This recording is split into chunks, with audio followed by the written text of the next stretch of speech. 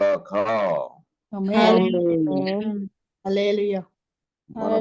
అయిన యేసుక్రీస్తు నామములో మీ అందరికీ శుభములు ఆశీర్వాదములు కలుగును గాక. ఈ మన దేవుడు మన కొరకు ఏర్పాటు చేసినటువంటి పాఠ్య భాగము యిర్మీయా గ్రంథము 35వ అధ్యాయము 2వ వచనము 5వ వచనము నుంచి 10 దాకా 14వ వచనము నుంచి 17 దాకా చదువుకోవచ్చు. మనం దేవునికి మహిమ కలుగును గాక. 1 by 1 జాగ్రత్త చదువుకుందాము. ఇక్కడ మనము ఆయన బిడ్డలుగా ఉన్నాం. ఆయన మనకు ఏమి తెలియజేస్తున్నాడో వాటిని మనం అనుసరించాలి.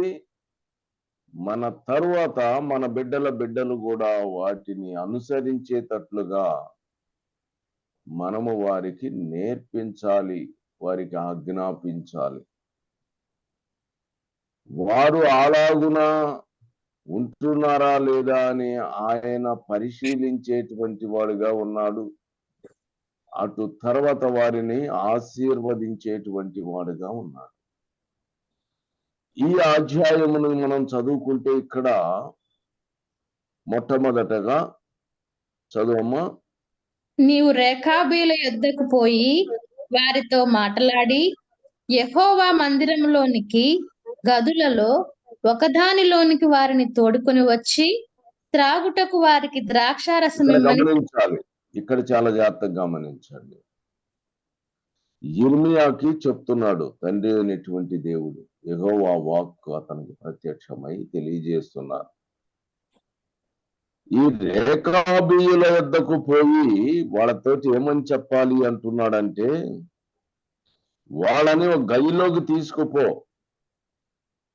త్రాగుటకు వారికి ద్రాక్షారసము ఇమ్మని సెలవీయగా. ఎవరి మాట సెలవిచ్చింది? యెహోవా దేవుడు యిర్మీయాకి ప్రత్యక్షమై చెప్తున్నాడు. ఈ రేఖాబీయుల దగ్గరికి పోయేసేసి నువ్వు ఒక గదిలోనికి వాళ్ళని తీసుకుపో, వాళ్ళకి ఆ ద్రాక్ష రసము త్రాగటానికి ఇవ్వు అని చెప్తున్నాడు. దేవునికి మహిమ కలుగునుగాక. ఇప్పుడు 5వ వచనము చూడండి. నేను రేఖాబీయుల ఎదుట ద్రాక్షారసముతో నిండిన పాత్రలను గిన్నెలను పెట్టి ద్రాక్షారసము త్రాగుడని వారితో చెప్పగా ఇప్పుడు తండ్రి అయినటువంటి దేవుని ఆజ్ఞానుసారముగా యిర్మీయా ఏం చేశాడంటే,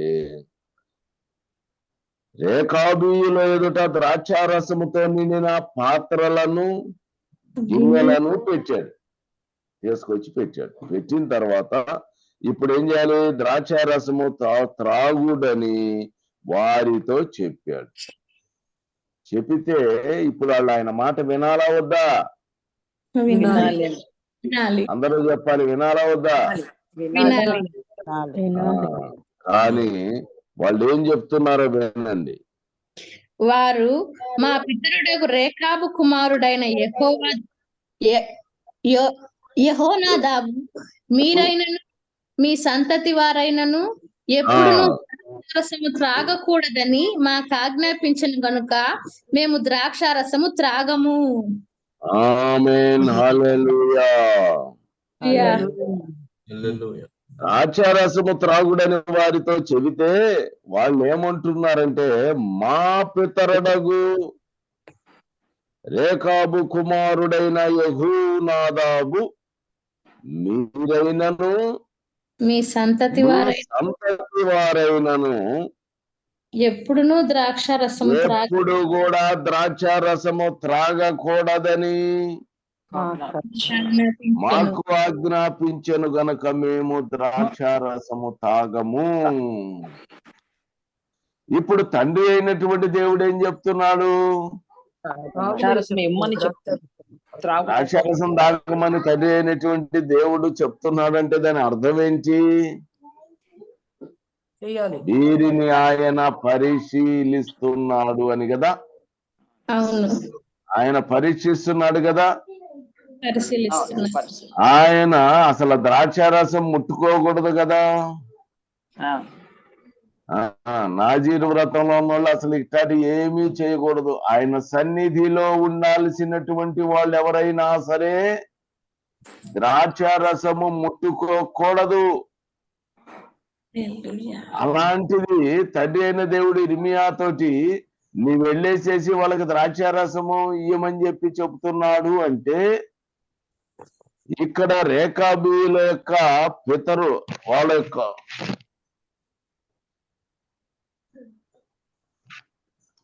వాళ్ళు ఆ సంతతి వాళ్ళు ఆయన మాటను ఆయన కుమారుడికి యెహోనాదాబుకి చెప్పబడింది. ఆ చెప్పబడినటువంటివి వాళ్ళ వంశంలో ఉన్న వాళ్ళ సంతానానికి అంతా కూడా తెలియజేసి ఆజ్ఞాపించి దాన్ని అనుసరించేటట్టుగా చేశాడా లేదా, వాళ్ళు అనుసరిస్తున్నారు లేదా అని పరీక్షించుటకై ఆయన మాట చెప్పారు. ఇది గమనించాలి. ఆయన నిన్ను పరిశీలిస్తున్నాడు అనేటువంటి విషయాన్ని నీవు గ్రహించాలి. అదే విషయమును జాగ్రత్తగా పరిశీలన చేస్తే అసలు అబ్రహాముని ఆశీర్వదించటానికి కారణముల్లో ఒక కారణము ఆదికాండము 18వ అధ్యాయము 19వ వచనాన్ని మీరు చూస్తే అక్కడ ఆదికాండము 18:19 ఇక్కడ చేపెట్టుకొని అక్కడికి వెళ్ళండి. అట్లనగా యెహోవా అబ్రహాముని గూర్చి చెప్పినది అతనికి చూడండి, యెహోవా అబ్రహామును గూర్చి చెప్పినటువంటిది ఏంటి అంటే, తన తరువాత తన పిల్లలను, తన పిల్లలు, తన ఇంటి వారును నీతి న్యాయములు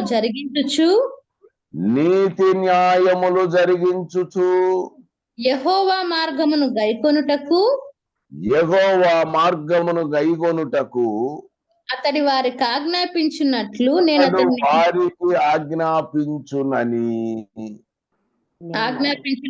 అతన్ని ఎరిగి ఉన్నానని నేను అతనిని ఎరుగుదును. దేవునికి మహిమ కలుగును గాక. తండ్రి అయినటువంటి దేవుడు అబ్రహాముకి ఏదైతే చెప్పాడో, ఆజ్ఞాపించాడో, ఆ ఆజ్ఞలన్నిటినీ కూడా తరముల వరకు వారి పిల్లలు ఇంటి వారు సమస్తము కూడా మీరు అనుసరించాల్సిందేనని ఆజ్ఞాపిస్తాడు అని నేను ఎరుగుదును అని చెప్పాడు. కాబట్టి అబ్రహాము సంతానం ఇస్సాకు, యాకోబులు వారి సంతానములందరినీ కూడా ఆయన ఆశీర్వాదమున కారణమయ్యారు. దేవునికి మహిమ కలుగును. కాబట్టి ఇక్కడ రేకాబీయులు కూడా వారి సంతతి వారందరికీ కూడా ఏం చెప్పబడింది? చెప్పాడు వాళ్ళకి, మీరు ద్రాక్షారసమును త్రాగకూడదు. 9వ వచనం చూడమ్మా, 8వ వచనము. మా పితరుడైన రేకాబు కుమారుడగు యెహోనాదాబు మనకు ఆజ్ఞాపించిన సమస్త విషయములలో అతని మాటను బట్టి మేము గాని మా భార్యలు గాని మా కుమారులు గాని మా కుమార్తెలు గాని ద్రాక్షారసము త్రాగుటలేదు. ఎవరు కూడా ద్రాక్షారసము త్రాగరు. మా తండ్రి అయిన యెహోనాదాబు మాకు ఆజ్ఞాపించిన సమస్తమును బట్టి మేము విధేయులమగునట్లుగా కాపురమునకు ఇండ్లు కట్టుకొనటం లేదు. ద్రాక్షావనములు గాని పొలములు గాని సంపాదించడం లేదు. విత్తనమైనను చల్లుట లేదు. విత్తనాలు కూడా మేము చల్లటం లేదు. గుడారములోనే నివసించుచున్నాము. ఆమేన్, హల్లెలూయా. గుడారములలోనే నివసిస్తున్నాము, మేము పరదేశులము. అబ్రహాము వీళ్ళంతా కూడా ఎక్కడ నివాసం చేశారు? గుడారములో నివాసం చేశారు. గుడారములలోనే నివాసం చేశారు. ఎందుకు నివాసం చేశారు? మాకు ఇక్కడ స్థిరమైనటువంటి నివాసం ఇక్కడ మాకు లేదు. మా పట్టణం ఒకటి ఉంది, ఆ పట్టణానికి మేము వెళ్తాము. ఈ దేహములో ఉన్నంత కాలం మాత్రమే ఇక్కడ, ఇది టెంపరీయే. కాబట్టి ఇక్కడ ఉన్న గుడారాల్లో నివసిస్తే సరిపోద్ది. పర్మనెంట్ శాశ్వత కాలమైనటువంటి పట్టణము పరలోకంలో మాకు ఒకటి ఉంది. కాబట్టి ఇవన్నీ కూడా అవసరము లేదు అని అబ్రహాముకి దేవుడు తెలియజేసిన విధానములో అబ్రహాము గుడారములలో నివసించెను. అటు తర్వాత వారు గుడారములలో నివాసము చేసిరి. ఇప్పుడు యెహోనాదాబు కూడా వారి పిల్లలకి ఆజ్ఞాపించాడు. యాజ్ ఇట్ ఈజ్ గా అదే వారికి తెలియజేశారు. కాబట్టి వాళ్ళు, ఆ పిల్లలు ఎంత స్ట్రాంగ్ గా ఉన్నారో చూడండి. వాళ్ళ తండ్రి వారికి ఆజ్ఞాపించినటువంటి విధానములో దేవుడు సెలవిచ్చాడయ్యా, ద్రాక్షారసము తాగమని అని చెప్పినా కూడా వాళ్ళు ఎందుకు? వారికి తెలియపరచబడింది ఇది తప్పు, ఇది చేయకూడదు అని. అయితే మరి దేవుడు ఎందుకు ఆ రీతిగా ఆజ్ఞాపించాడు అంటే, వీరు నా మాట అబ్రహాముకు నేను చెప్పినటువంటి విధానములో అబ్రహాం, ఇస్సాకు, యాకోబులతో ఆయన చేసినటువంటి ఆ నిబంధన ఆజ్ఞలు అన్ని కూడా మరి అబ్రహాము పిల్లలకి ఆదేశించాడు, ఆజ్ఞాపిస్తాడని నేను ఎరుగుదునని చెప్పాడు కదా. కాబట్టి వాళ్ళ పిల్లలు అందరికి కూడా ఈయన ఆజ్ఞాపించాడు. వాటిని వీరు అనుసరిస్తున్నారా లేదా అని ఆయన వారిని పరీక్షిస్తున్నారు. ద్వితీయోపదేశ కాండము 13వ అధ్యాయము 2వ వచనం చదువమ్మా. 3వ వచనం చదువులేతే. ద్వితీయోపదేశ కాండము 13:3 వచనము. అతడు నీతో చెప్పిన సూచక క్రియ గాని మహత్కార్యము గాని సంభవించినను ఆ ప్రవక్త మాటలను, కలలు కనువాని మాటలను వినకూడదు. ఎలయనగా మీరు దేవుడైన యెహోవాను మీ పూర్ణ హృదయముతోను మీ పూర్ణ ఆత్మతోను ప్రేమించుచున్నారో లేదో తెలుసుకొనుటకు నీవు నీ దేవుడైన యెహోవాను పూర్ణ ఆత్మతో, పూర్ణ వేగంతో, పూర్ణ బలముతో నీవు అనుసరిస్తున్నావా లేదా? ఆయన ఆజ్ఞల కట్టడలను నీవు అనుసరిస్తున్నావా లేదా? అబ్రహాముకి నీవు అరసుడుగా ఉండావా లేదా అని నిన్ను పరీక్షించుటకై మీ దేవుడైన యెహోవా మిమ్మును పరీక్షించుచున్నాడు. ఇప్పుడు వీరిని ఆయన ఏం చేస్తున్నాడు? పరీక్షిస్తున్నాడు. ద్రాక్షారసము తాగుతారా లేదా అని ఆయన పరీక్షిస్తున్నారు. కనుక వాళ్ళు ఆయన పరీక్షించినప్పుడు వారు ఏం చేశారు? ఆయన ఆజ్ఞలను అనుసరించి నడిచే వాళ్ళుగా కనబడుతున్నారు. దేవునికి మహిమ కలుగును గాక. అందుకని ఆయన ఏమి సెలవిస్తున్నాడంటే, దేవునికి మహిమ కలుగును గాక 35వ అధ్యాయములోనే 19వ వచనాన్ని ఒకసారి చదవండి. కాబట్టి ఇశ్రాయేలు దేవుడును సైన్యములకు అధిపతి యెహోవా సెలవిచ్చుచున్నదేమనగా, 18 కూడా చదవమ్మా. మరియు ఇర్మియా రేకాబీలను చూచి ఇట్లా, నేను ఇశ్రాయేలు దేవుడును సైన్యములకు అధిపతి యెహోవా ఇలాగు సెలవిచ్చుచున్నాడు, మీరు మీ తండ్రి అయిన యెహోనాదాబు ఆజ్ఞకు విధేయులై అతని విధులన్నిటినీ గైకొని అతడు మీకు ఆజ్ఞాపించిన సమస్తమును అనుసరించుచున్నారు. అతడు మీకు ఆజ్ఞాపించిన సమస్తమును అనుసరిస్తున్నారు కాబట్టి ఇశ్రాయేలు దేవుడును సైన్యములకు అధిపతి యెహోవా సెలవిచ్చుచున్నదేమనగా, ఇక్కడ జాగ్రత్త గమనించండి, నా సన్నిధిలో నిలుచుటకు రేఖాబు కుమారుడైన యెహోనాదాబునకు సంతతి వాడు ఎన్నడుండక మానడు. దేవునికి మహిమ కలుగును గాక. చూసారా, మామూలుగా అయితే ద్రాక్షారసం తాగమంటే తాగలేదు కాబట్టి వాళ్ళకి ఏమి ఇవ్వాలి? పనిష్మెంట్ ఇవ్వాలి కదా. పనిష్మెంట్ ఇవ్వాలి. కానీ ఆయన వారిని పరీక్షించినప్పుడు యెహోనాదాబు కుమార్తెలు వాళ్ళకి సంబంధించిన వాళ్ళందరూ కూడా వాళ్ళ తండ్రి యొక్క ఆజ్ఞకి లోబడిపోయినటువంటి వాళ్ళుగా ఉన్నారు గనక వారికి ఆయన సన్నిధిలో ఉండే అవకాశాన్ని దేవుడిచ్చాడు. దేవునికి మహిమ కలుగును.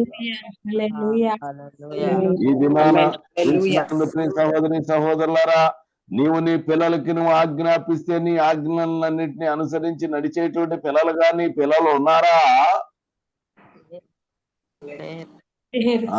వచ్చి దేవుని సన్నిధికి వచ్చేసి ప్రార్థన చేసి, అయ్యా నా కొడుకు నా మాట వింటలేదయ్యా, మా ఆయన నా మాట వింటలేదయ్యా, నా పిల్లలు నా కూతురు నా మాట వింటలేదయ్యా